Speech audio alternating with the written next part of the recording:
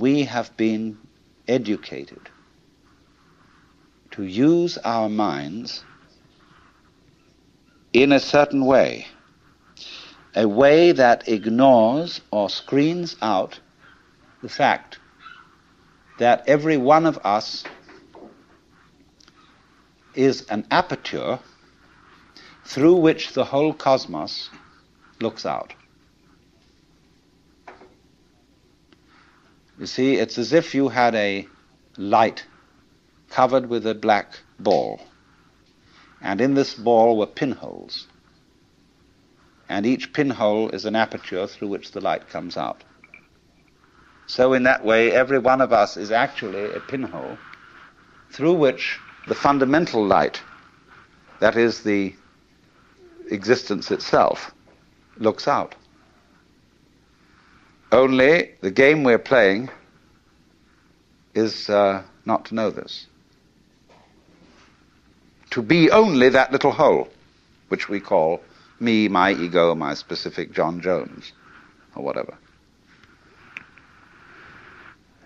If, however, you see, we can maintain at the same time the sense of being this specific John Jones with his role in life, or whatever, and know also underneath this that we are the whole works, you get a very marvelous and agreeable arrangement.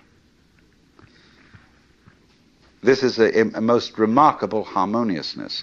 I mean, it gives one's life a great sense of joy and exuberance if you can carry on these two things at once. If you, in other words, you know that all the serious predicaments of life are a game.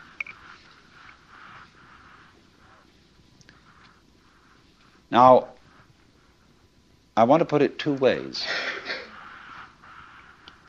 I'm not saying that it's a bad thing, something to be condemned, to take your own individual life seriously, in dead earnest, and to have all the problems that go with that. Do you understand that being that way, that being a real mixed-up human being, is a manifestation of nature that is something just like the patterns on the waves out here, or like a seashell. You know, we pick up shells. I always keep one around for sort of an example for many things, and say, my goodness, isn't that gorgeous?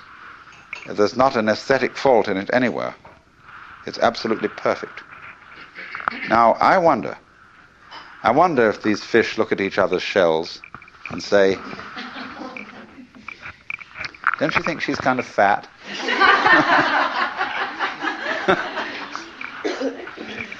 Oh my, those markings aren't really very well spaced. Because that's what we do.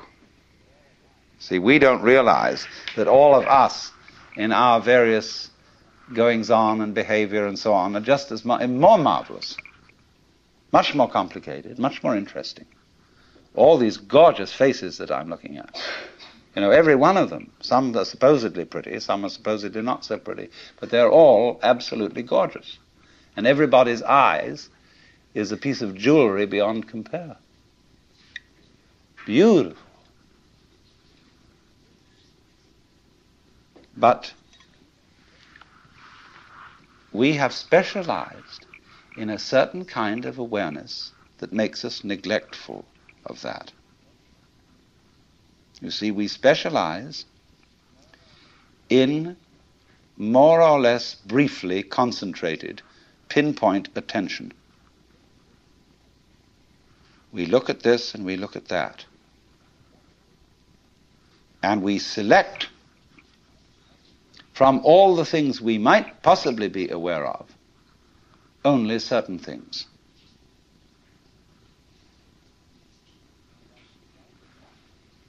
And as a result of that, we leave out of our everyday consciousness, generally speaking, two dimensions of experience. One, amazing beauty, of experience that we never see at all.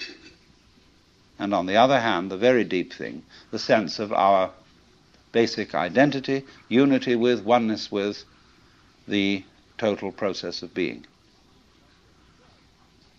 See, because we are staring, as it were, at certain features of the landscape, we don't see the background. And because we get fascinated with, I could go into details of this shell, as I said, and put myself in the mind of a conch or whatever it is that lives in this thing, and say, that's not so hot, that one. Like that, see? And so,